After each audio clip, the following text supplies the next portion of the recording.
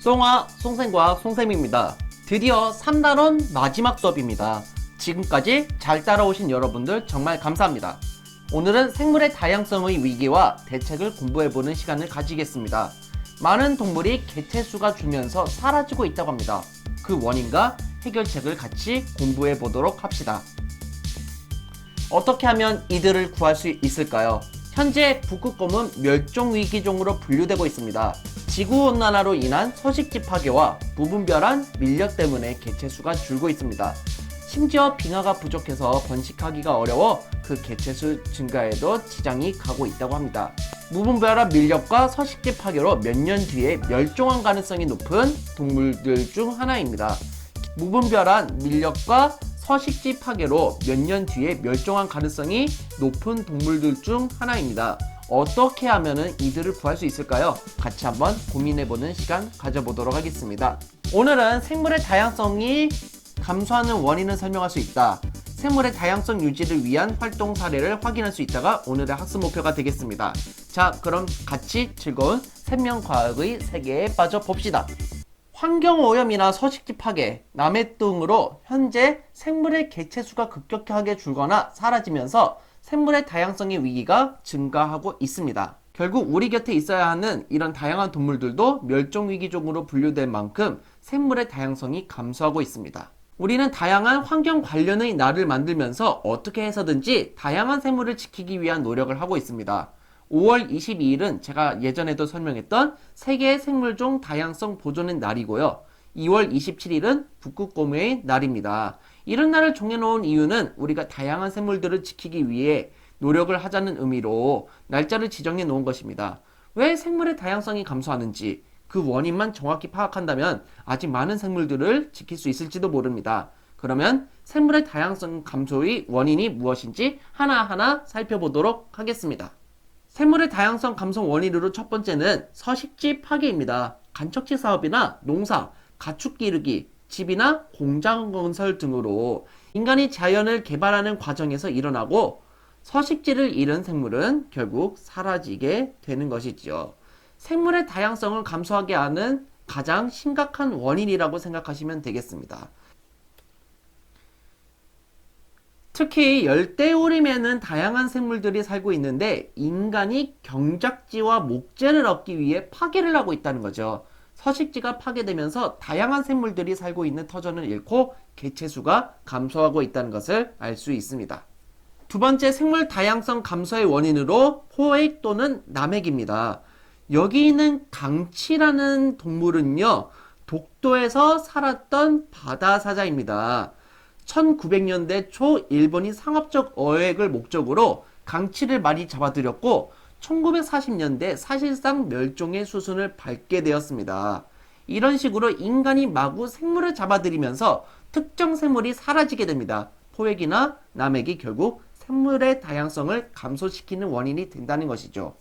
현재 코뿔소도 멸종의 위기에 처해져 있습니다. 밀렵꾼들은 코뿔소를 죽이고 뿔과 가죽을 내다 팝니다. 코뿔소를 멸종의 위기로 몰아가고 있는 최대 원인은 뿔을 채취하기 위한 밀렵입니다. 코뿔소의 뿔은 예로부터 약용 및 조각의 재료, 단검 등으로 많이 활용하고 있으며 코뿔소의 뿔을 얻기 위해 남획을 하면서 결국 사라질 위기에 놓여 있다는 것이지요. 다른 나라에서 뿐만 아니라 우리나라에서도 흔했던 국산 명태가 사라지고 있습니다. 사람들이 명태를 마구 잡아 명태의 개체수가 회복할 수 없게 되었기 때문에 현재 러시아산을 먹을 수밖에 없게 되었습니다. 이처럼 남획을 많이 하게 되면요, 결국 생물의 다양성이 감소하게 된다는 것을 확인할 수 있습니다. 생물의 다양성 감소 원인 세 번째, 외래종이 있습니다. 외래종은 원래 살던 곳에서 다른 곳에서 사는 생물을 말합니다. 사람들이 의도적으로 옮기거나 우연히 옮겨지기도 합니다. 일부는 토종 생물을 위협하여 먹이 사슬을 교란시키면서 생물의 다양성을 감소시키게 합니다. 크니패스와 같은 외래종은 우리나라의 하천 생태계에 엄청난 피해를 주고 있습니다. 하천 생태계에서 생물의 다양성을 위협하고 있다는 것인데요. 저수지의 물을 비워 베스를 소탕하는 등 다양한 방법으로 베스를 제거하기 위해서 현재도 노력을 하고 있습니다. 뉴트리아와 가시박도 현재 우리나라에서 생태교란종으로 지정되어 있습니다. 다시 한번 정리하면 외래종에 의해 기존의 생태계의 식물의 평형이 깨지면서 생물의 다양성이 감소하게 된다는 것을 확인할 수 있습니다. 마지막 생물 다양성 감소의 원인으로 인간 활동과 관계가 깊고 환경오염과 기후변화가 일어나는 것 또한 생물의 다양성 감소 원인이라고 할 수 있습니다. 결국 우리 인간이 추구한 욕심 때문에 많은 생물들이 죽어가고 있는 것이지요. 그러면 생물의 다양한 종류가 이렇게 줄어들고 있는데 어떻게 하면 이거를 보존할 수 있을까요? 그것을 하나하나 알아보도록 하겠습니다. 서식지 파괴가 원인인 경우에는 지나친 개발을 자제하고요. 서식지를 보존하려고 노력해야 됩니다. 그리고 보호구역을 지정하고 생태 통로를 설치해야 합니다. 생태 통로는 서로 단절된 서식지 사이에서 야생동물의 이동을 도와주도록 합니다. 결국 이러한 이동은요, 넓은 행동권을 필요로 하거나 주기적인 이동을 하는 동물들의 생존에 큰 도움을 주게 되는 것이지요. 또한 생태 통로는 야생동물들의 단순한 이동 통로 기능 이외에도 그 자체가 야생동물의 서식지나 피난처로서의 기능도 가지고 있습니다. 불법 포획 및 또는 과도한 포획이 원인이 되는 경우 법 제도 개선을 통해서 막아야 되고요. 멸종위기 생물을 지정을 해서 특별 관리를 해야 됩니다. 그리고 동물 가죽 대신 인조 가죽을 사용해야 합니다. 버버리나 구찌, 톰포드, 코치 등 다양한 명품 브랜드들도 동물 가죽 대신 인조 가죽으로 바꾸기 시작하였습니다. 결국 생물의 다양성 유지를 위해 다양한 기업들도 동참하고 있다는 것을 확인할 수 있습니다. 외래종의 유입이 원인이 되는 경우 무분별한 유입을 방지해야 되고요. 외래종의 꾸준한 감시와 생태계 교란을 체크하고 필요한 경우 퇴치 활동도 벌여야 합니다. 환경오염이 원인이 되는 경우 쓰레기 배출량을 줄이는 생활 습관을 가지도록 노력해야 되고요. 환경정화시설을 설치를 꼭 해야 되겠죠.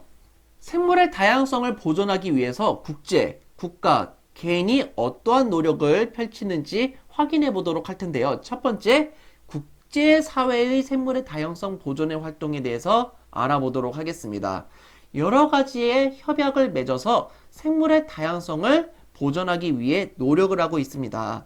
생물 다양성 협약이나 기후변화 협약 등 다양한 협약을 통해서 생물이 사라지는 것을 막기 위해 노력하고 있죠. 두 번째로 국가와 지역사회의 생물의 다양성 보존 활동에 대해서 알아보도록 할 텐데요. 보호구역의 지정, 생태계를 연결하는 생태 통로의 건설, 멸종 위기의 생물들을 복원하는 사업 등 다양한 노력을 진행하고 있습니다. 우리나라에 있는 국립농업유전자원센터에서는요, 유전자적으로 우위에 있는 종자들의 보존을 추구해서요, 농가 등에서 종자가 필요할 때 그 종자를 지원해 주거나 연구를 통해 조금 더 좋은 종자들을 만들어내는 역할을 담당하게 됩니다. 노르웨이에 있는 현대판 노아의 방주라고 불리는 수발바르 국제 종자 저장소가 있습니다. 이 국제 종자 저장소는요, 최후의 날의 저장고라고 불리기도 하는데요. 1,500만 종의 씨앗을 보관할 수 있는 능력을 가지고 있고요. 현재 450만 종의 씨앗을 저장하고 있다고 합니다. 우리나라도 현재 약 5,000종의 씨앗을 입고시켰다고 합니다. 세 번째로 개인, 즉 여러분들이 할 수 있는 노력들도 한번 확인해 보도록 할 텐데요. 재활용품을 해서 분리배출을 하는 것도 있겠고요. 친환경 농산물 구입, 옥상정원 가꾸기, 그리고 멸종위기 동물을 기르지 않는 것 또한 여러분이 할 수 있는 활동이라고 생각할 수 있겠습니다. 그럼 지금까지 배운 내용을 가지고 문제를 잘 해결해 보도록 합시다. 자, 생물의 다양성이 감소하는 대표적인 원인에는 남획, 땡땡, 땡땡, 환경오염이 있습니다. 어떤 게 빠져 있습니까? 그렇죠. 서식지 파괴와 외래종이 빠져 있었죠. 이 네 가지가 생물의 다양성을 감소시키는 대표적인 원인 네 가지에 해당된다는 거 꼭 기억해 두시고요. 국제사회는 생물의 다양성을 보존하기 위해 여러 가지 약속을 맺었대요. 그 약속을 보고 우리는 협약이라고 한다는 거 기억해 두시기 바랍니다. 경제 발전을 위해 열대우림을 개발하는 개발도상국이 늘고 있다고 합니다. 개발도상국이 열대우림을 보존하도록 하기 위해서는요, 주변 국가들이 할 수 있는 일을 국제사회의 생물의 다양성 보존 활동과 관련하여 설명해 보자는 거죠. 어떻게 하면 될까요? 주변 국가들이 개발도상국을 도와줘야 된다는 거죠. 생물의 다양성의 혜택은 모든 인류가 누리는 것이므로 주변 국가들은 개발도상국이 생물의 다양성 보존과 관련된 협약에 참여하도록 경제적으로 도움이 될 수 있는 노력을 해야 된다는 것입니다. 자, 마지막 문제입니다. 생물의 다양성을 보존하기 위한 대책으로 옳지 않은 것은 무엇일까요? 그렇죠. 서식지 보존이나 불법 포획 금지, 멸종위기 생물 지정, 외래종의 부분별화 유입 방지는요, 생물의 다양성을 보존하기 위한 활동이죠.